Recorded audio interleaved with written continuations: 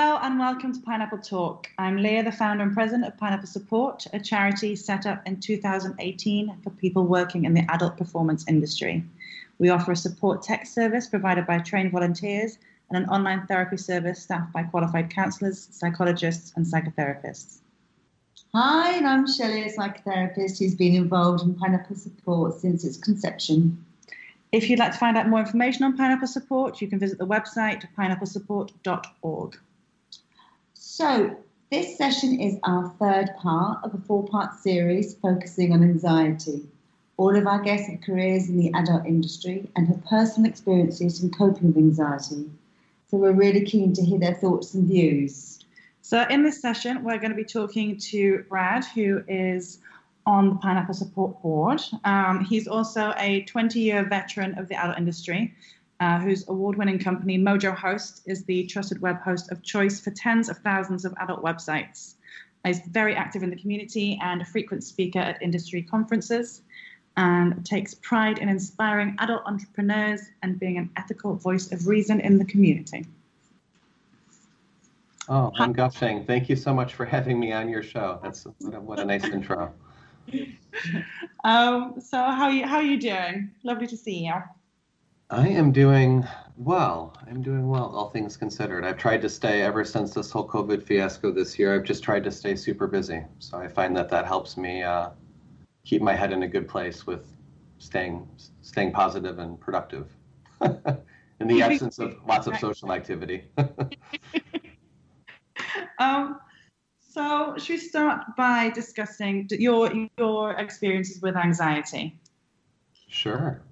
I think it would surprise those people who have met me that I was actually riddled with anxiety when I was younger. I would say for all of my primary education and even maybe for a couple of years into my 20s, because I think I'm normally seen now as a very social and gregarious person when we have those opportunities to meet at conferences and in those situations. But that's not how I was originally, and it was. I guess I would say that that's something that I maybe grew into and learned some other coping skills to help me along the way.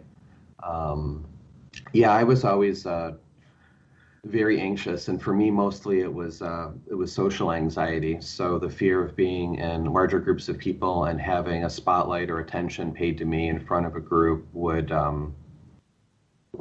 for me, that would manifest in a couple of different ways. All of a sudden, my brain and my thinking processes would go from being maybe very smart in a steady state to all of a sudden, I would feel dumb and just forget very basic things. Or I remember being very nervous as a kid when I was called on by teachers.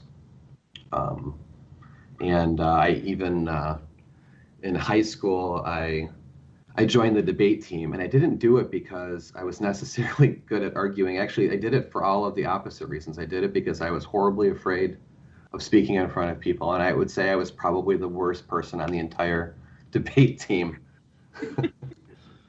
And that only helped a little bit. Fast forwarding many years. So I worked really straight out of high school for years, and I only took a few classes at university, and it was in my early 20s. I was 23 or 24 when I started what's known today as Mojo Host. And I remember even going to conferences and social events the first few number of years where I was really, I was nobody from nowhere, and had a business that I was hopeful about, but didn't really know what I was doing. I was just trying to figure it all out, and so I was really the shy, quiet kid in the back of the room at the seminars versus today it's very different. Usually I'm not even there unless I'm on the panel or speaking or moderating. So it's been an interesting journey. I was going to say, knowing you're always with your jackets that are very eye-catching and shirts that are eye-catching and hosting the crowd, hosting parties, getting up on stage and giving fantastic speeches, you would not know for a second that you ever suffered from social anxiety. And so I'm so curious of what was it, a very gradual change? I mean, hearing you talk about school and how you would just kind of freeze, it sounds like, like a rabbit in the headlights, perhaps. when a teacher would ask a question, even though you might know the answer, something about having people look at you or that focus. Sure. It sounds it really disabled your thinking, your frontal lobe, which it does, anxiety. Sure. And then hearing I'm sorry. It's okay, don't be sorry. I was going to say, I spent a lot of time in therapy. I'm 45 now, and I put myself in therapy at 19. So I've had it on and off, over the last, 25, 26 years. And I think a lot of my experience in my childhood was related to, or perhaps caused from, growing up in an alcoholic household. So I tend to mostly fit one of those alcoholic family definitions. Like, I think maybe I was possibly the favorite, or but I have a brother that was the clown, and there's a couple of different personalities there. But one of the things that it took me so many years of trying to improve myself to just be in a better mental place was, I think what I was ultimately trying to do was work myself out of a shame-based thinking system. I've always really had that feeling that I was, maybe never good enough. And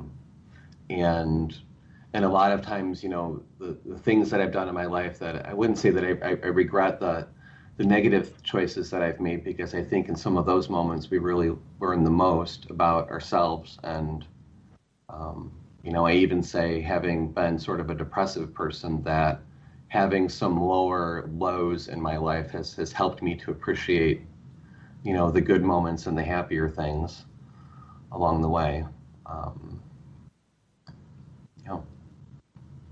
Sounds like you really challenged yourself to stop being so anxious in social situations. Well, I did, and I was reflecting on it earlier before we started this call today, of the irony of still some of it, because I still do have this experience. I think I try to prepare myself different mentally and understand the kinds of things that I can do to help make the experience better.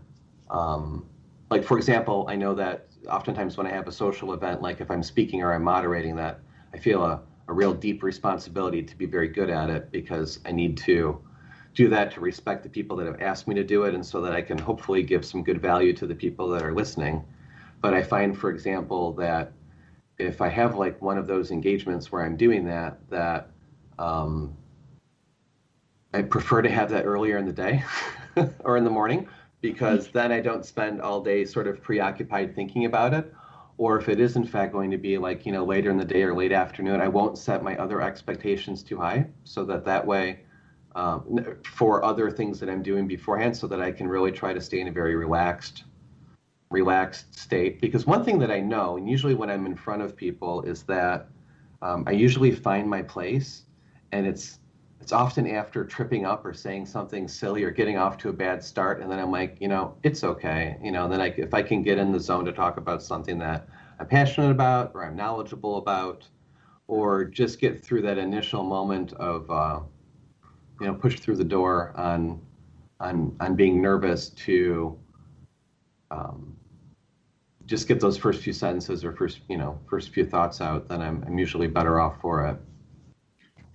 One of my favorite little quotes or sayings that a friend of mine, an Irish friend of mine, said to me, and I'd never heard it before, was, "Eat the big fat frog."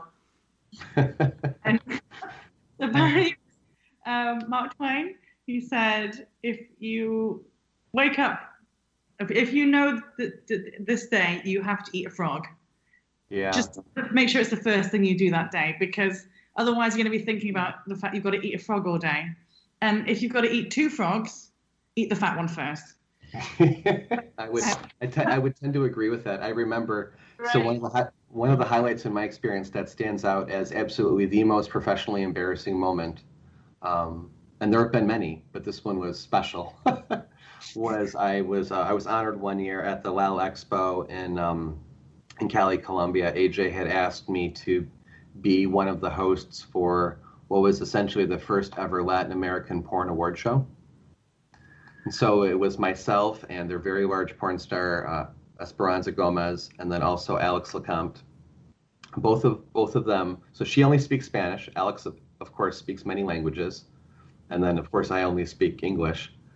But the opening monologue that I did absolutely fell flat. Like, I got out there and I had thought like I didn't need any notes for doing this, because how easy is it to go up on stage and say, oh my gosh, I'm so excited to be here. How great is it that we're finally, making an event here, and for all of South America to recognize everybody's hard work, really simple stuff, because, genuinely that's how I felt, and I think everybody else felt. But I got up there on stage and I completely froze.